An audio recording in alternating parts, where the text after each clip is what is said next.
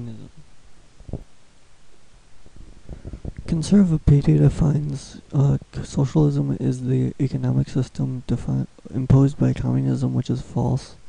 Um, Socialism and communism, though related, are completely separate and have completely different concepts behind them.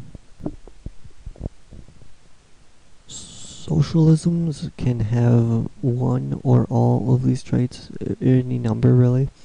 The government tries to nationalize as many industries as possible, which means that the government supplies to them, but the public has to pay for it, usually through a tax, or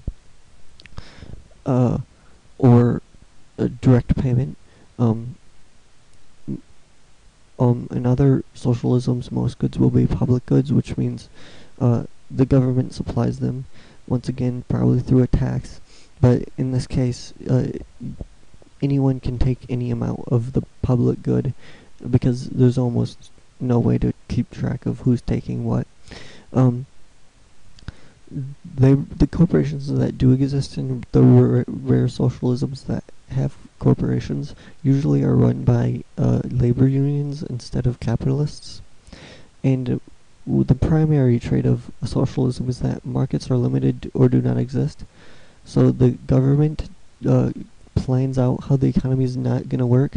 Market forces like supply and demand don't alter how the economy is functioning. In communism, however, you might be surprised to know that there is usually no state. That is, it's a communal society. Everything is determined as a community and not by some higher authority. I'm assuming most implementations of this would take a form of direct democracy. That's how most anarcho-communisms work.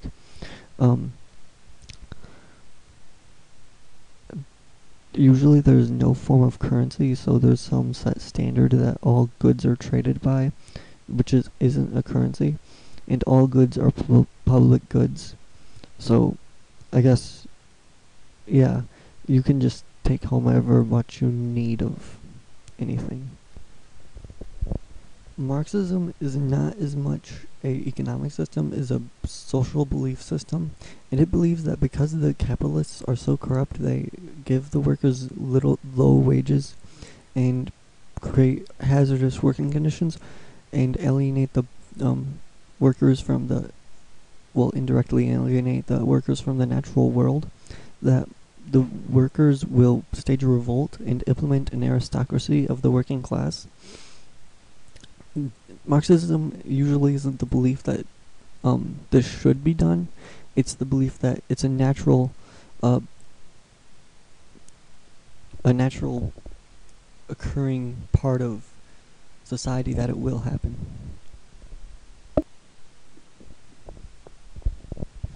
The USSR was cruel to its people. It allowed a large part of its population to starve to death in the peasant famines, but it can hardly be considered an economic failure given the numbers that I have presented here. I don't support the things that Stalin did. They were generally quite evil, but it can hardly be considered an economic failure, which is generally the thing that people try to use against the USSR.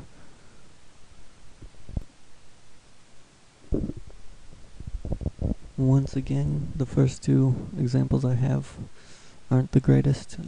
China does have very totalitarian politics, but after the Civil War of China, the economy began an exponential growth, which is in part because of capitalist zones within China. However, the vast majority of China is still communist, so it can hardly be considered a economic failure for a socialist-leaning mixed economy.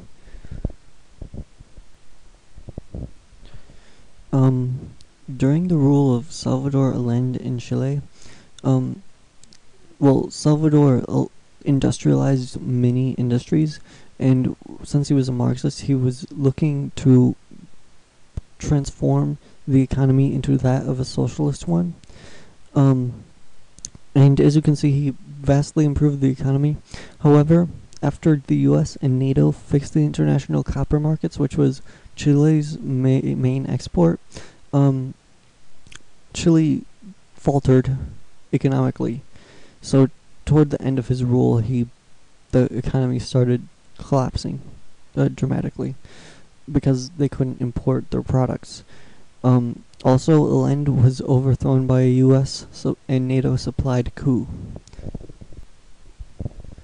In Nicaragua, the Sandinistas, which was a socialist political party, were elected into power, and during the rule, the economy grew quite well.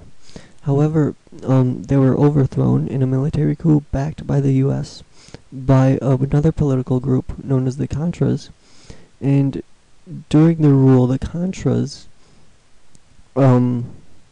brought the Nicaraguan economy to an unprecedented lows and installed a dictatorship. So the U.S. backed a dictatorship that ruined the Nicaraguan economy.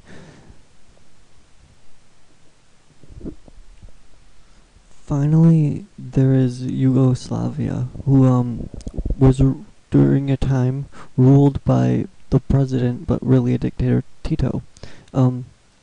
Tito was originally part of Stalin's USSR, but he broke away from Stalin's regime and was seen as mostly benevolent by his people.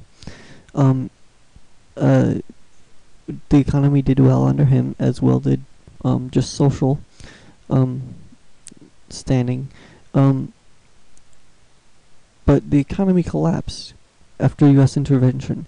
Actually, the entire Soviet bloc, all the countries that used to be part of the SSR in Eastern Europe, they collapsed after the U.S.